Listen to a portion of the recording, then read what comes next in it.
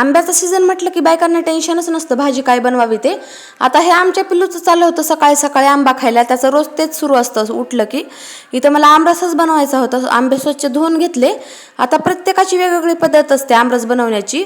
मी अशा प्रकारे सालटे वगैरे काढून बनवते आणि कुणी कुणी पिकून पण बनवतं. मी पण पिकून बनवते, पण आजकाल पाऊस पडलेला आहे त्यामुळे म्हटलं चिरूनच केलेला बरा, कारण किडे वगैरे मध्ये असू शकतात.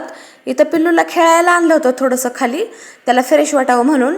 आता घरी गेल्याच्या नंतर मला कांद्याची चटणी बनवायची होती. एवढे सगळे कांदे चिरायला घेतले. आता ही गोष्ट मात्र एकदम नक्की खरीच आहे, आपल्याला कुणी रडो किंवा न रडो कांदा मात्र नक्कीच रडवतो. नंतर चपात्या वगैरे करायला घेतल्या आणि आंब्याचा सीझन असल्यावर आपण सुकी भाजी जरी बनवली संध्याकाळच्या जेवणामध्ये तरी पण चालतं.